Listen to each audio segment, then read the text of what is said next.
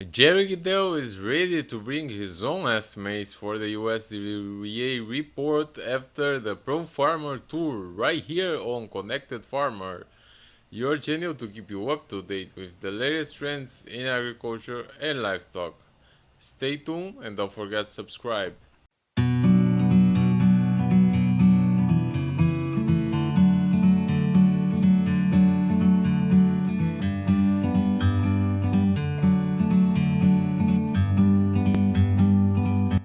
Hello Jerry, how are you today? So, what are you seeing after this Pro Farmer crop tour? Well, it was quite an eye opener, particularly in the Western Corn Belt and past the Missouri River. Those two states that they went through initially here on in South Dakota and Nebraska.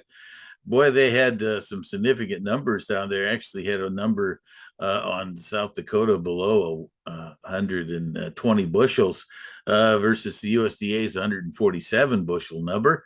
On the corn side of Nebraska, they were down in the 150s on that one too, primarily because the ear length. And to some extent, they also had some reduced ear numbers there in both states, but actually the ear length across the whole Midwest here this year has been reduced down.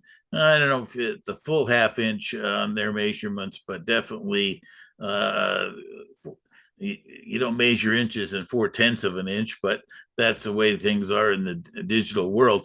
And so that type of significance took quite a few seeds out of the total bushels here in many states. Uh, Overall, the ear populations on corn were down at slightly, except for Minnesota, and actually Minnesota's crops because of the fact that they were on the edge of the problem last year, and that, along with South and North Dakota, significantly, had a pretty good recovery. But uh, Ohio, Indiana, both of those two states that had fabulous yields last year and great finishes with moisture on through late July and August and extended falls and all these type of things, turned out that they are off to a lot less optimistic situation. Illinois is down a little bit from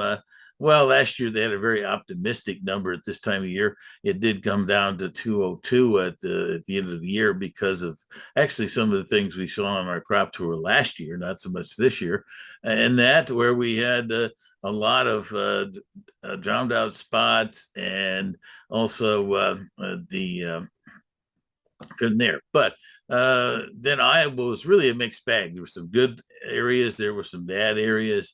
Western third of the state was shaky.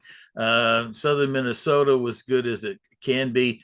Probably, though, the northern parts of that state probably are not going to be as strong as they saw the yields across those three districts there in the southern part of the state, which is, it's always the best stuff.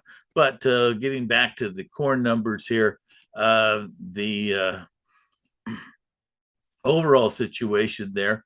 Now, the tricky thing is that they didn't make any changes in their harvested area, according to the update this afternoon.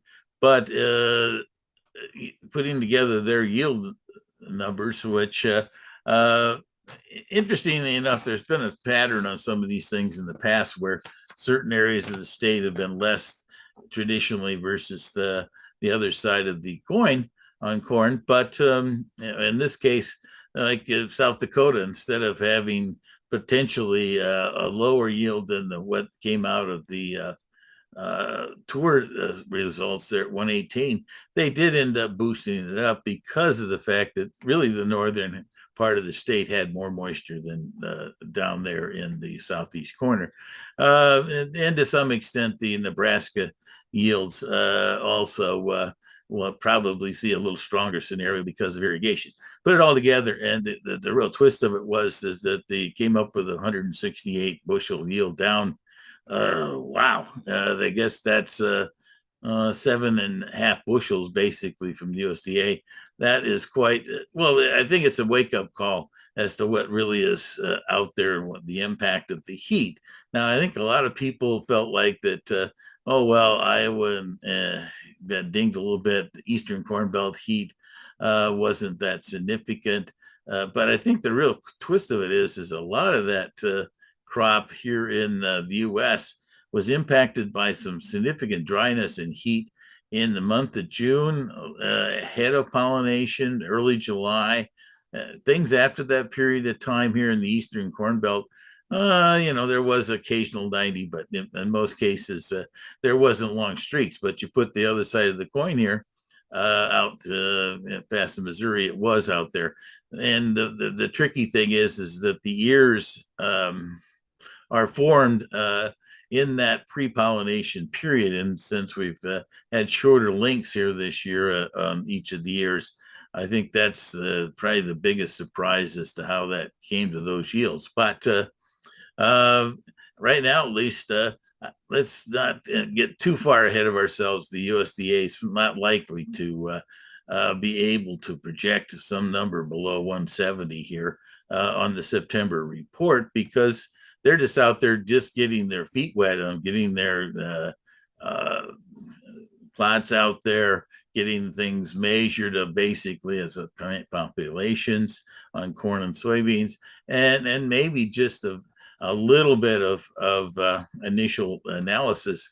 That's happened a couple 3 years ago when the combination of economics and personnel there from the 2019 crop, where we had significant weather problems that year, and in 2020 we just did have the number of people to go out there and do those things in the month of August. So that's the biggie on that situation. And what about the soybean side of things? You Oh, see a that one's up. different picture, right? Yes, it sure is. And yeah, ended up I ran out too much on the corn, but in the soybean side of things, the plant populations. It's interesting, and I think you remember when we were out there, we only had a couple fields that really had too many pods that we could count and or even see on the stems, and that's a big difference in 20 days in the life of a soybean plant. It can make a big difference as to how far along it is, what's happening, that type of thing. I think the optimism is it's kind of floating along in the beans right now is just the plant populations are pretty solid. I wouldn't say they're outstanding. They are, I think, if you look at the numbers here, they're a little off from last year. But the interesting thing is that they're a very solid, basically 1,100 average level, I guess, according to what the people from Pro Farmer said in their update today. And so the key feature is how do these plants and basically the pods themselves fill out? Do you have a big bean, a small bean, that type of thing? Do you have any particular areas like places in Nebraska and North Dakota or South Dakota where all of a sudden some of those pods don't fill out because there's lack of moisture? And I think that those two states really have a moisture issue yet. The Eastern Corn Belt scouts felt like there was plenty of moisture to keep things going. It's kind of a mixed bag in Iowa, and so to some extent they came up interestingly enough with the tour.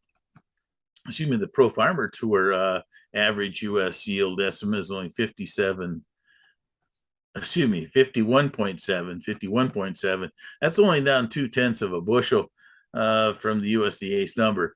You say, wow, how in the world can one side of the equation out there in the fields on the corn be hit hard, and then the soybeans and their estimation is still a lot of potential? That's always an interesting one to look at. The twist of it that always happens is that soybeans are one of these crops that has a little more in ability to kind of wait for moisture to come along. Dryness maybe slows down the pod set, or things like that. But if you get some moisture, they can kind of bloom, as you say, and put some more blooms on the plants and get some more pods out there if the moisture comes along. Right now, at least Illinois eastward and parts of even eastern Iowa have had that moisture, and so the things are looking kind of positive there.